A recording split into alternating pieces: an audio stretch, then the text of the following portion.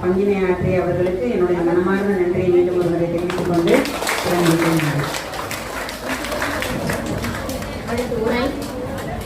கல்வி பற்றி உரை.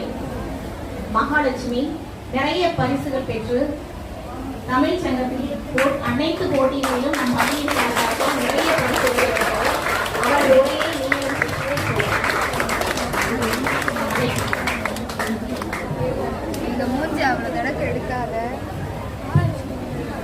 ஆத்திச்சூடி இளம்பரை அணிந்து மோனத்திற்கும் முழுவன் மேனியான் கரை நிறக்கொண்டு பார்க்கடல் மிசை கிடப்போன் முகவது நபிக்கு மறையருள் புரிந்தோன் இயற்கின் தந்தை என பல மதத்தினர் உருவகத்தாலே உணர்வுணராது பல வகையாக பரவிடும் பரம்பொருள் ஒன்றே. சேற்றினிலே உதித்தாலும் செந்தாமரையாய் மலர்வோம், காற்றினிலே கரைந்தாலும் நறுமணமாய் திகழ்வோம். தாய் தமிழே முதற் பேச்சு, அதன் தனி சிறப்பை என் மூச்சு.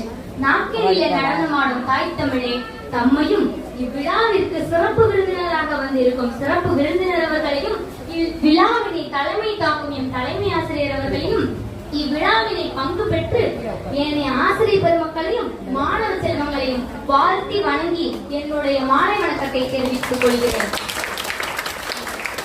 நாம் அனைவரும் கற்கும் கல்வியின் சிறப்பை பற்றி சில வார்த்தைகள். கல்வி நிலையானது, காலத்தை கடந்து வாழ்வது, அறிவை தருவது, ஆற்றலை பெருக்குவது, மனிதனை மனிதனாக்குவது.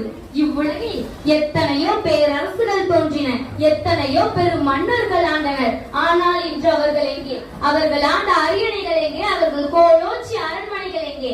எல்லாம் காலதேவன் தன் கடும் பசிக்கு உணவாக்கி கொண்டான். ஆனால் இன்று கல்வியில் வல்ல கம்பர் வாழ்கிறார், காளிதாசன் இருக்கிறார், வள்ளுவனின் திருக்குறள் வாழ்கிறது, கவிவேகரின் ஹோமர் காவியம் கவிஞர் காட்சி அளிக்கிறது, ஷேக்ஸ்பியரின் பெருமை மிகு நாடகங்களும் இன்றும் உலாவுகின்றன. இவையெல்லாம் காலம் காலமாக மக்களிடம் உள்ளவரை இவ்வுலகில் வாழும் பேறு பெற்றவை, நிலையானவை. கல்வி என்பது ஒரு மனிதனுக்கு அறிவையும் ஆற்றலையும் புகுத்தி சமூகத்தின் நல்ல அந்தஸ்தை பெற்று தரும் செல்வமாகும். கல்வி ஒருவனுக்கு ஒழுக்கத்தையும் நேரத்தின் மதிப்பையும் கற்றுத்தரும் கல்வியாகும்.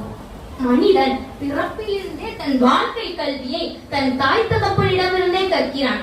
ஆனால் அவன் மரணப்படுக்கை செல்லும் வரை கற்றுக்கொண்டே இருக்கிறான் என்பது நிதர்சனமான உண்மையை தெரிவித்துக் கொள்கிறேன். இதனை உணர்த்தியே அவ்வை தன் பொன்மொழியில் கற்கை நன்றே கற்கை நன்றே, பிச்சை புகிலும் கற்கை நன்றே என்கிறார். பிச்சை எடுத்தாவது கற்க வேண்டும் என்பது அவ்வையின் வாக்கு. கல்வி என்பது ஏட்டில் மட்டுமல்ல, அனைத்து கலையும் ஒருங்கிணைந்ததே கல்வி என்பதை தெரிவித்துக் கொள்கிறேன். அதனாலேயே ஆடல், பாடல், இசை, பேச்சு